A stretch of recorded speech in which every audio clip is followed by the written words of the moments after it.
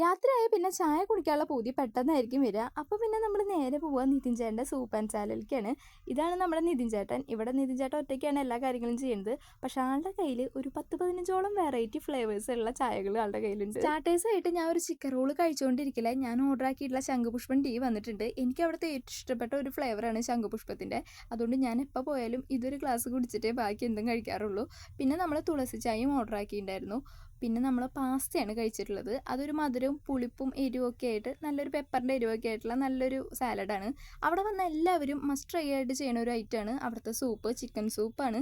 പിന്നെ ചായക്കടികളും കാര്യങ്ങളൊക്കെ ഉണ്ട്. അവിടുത്തെ ഓരോ ഡേക്ക് അനുസരിച്ച് ചായക്കടികൾ മാറി മാറി വരും. ഇപ്പം ഈ കഴിച്ചുകൊണ്ടിരിക്കുന്നത് നമ്മുടെ നിതിൻജൻ്റെ സജഷൻ പ്രകാരം കാശ്മീരി നമ്മൾ വിത്ത് മിൽക്കിൽ ചെയ്ത ഒരു ഫ്ലേവറാണ് കേട്ടോ. പക്ഷേ നല്ല കടുപ്പം കൂട്ടിയിട്ടുള്ള ഒരു ചായ ഇഷ്ടപ്പെടുന്നവർക്കൊക്കെ ആ ഒരു ഫ്ലേവർ ഇഷ്ടപ്പെടും.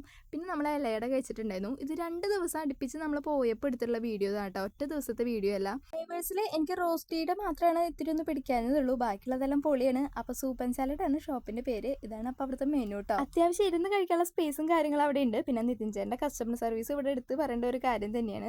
നമ്മൾ പാലിക്കുന്ന മാപ്രാണം വരെ ചായ കുടിക്കാൻ വന്നാലും നഷ്ടബോധമൊന്നും തോന്നാറില്ല. അത്രയും അടിപൊളിയാണ് അവിടുത്തെ ചായ കേട്ടോ. അപ്പോൾ ഇതിൻ്റെ സ്പോട്ട് വന്നിട്ട് നമ്മുടെ തൃശ്ശൂർ മാപ്രാണത്തുള്ള കൂന്തിലമ്പാടം പമ്പിൻ്റെ ഓപ്പോസിറ്റാണ് വരുന്നത്. അപ്പോൾ എല്ലാവരും ആ വഴി പോകുമ്പോൾ ട്രൈ ചെയ്യുക. അടുത്ത വീഡിയോ ആയിട്ട് കാണാം.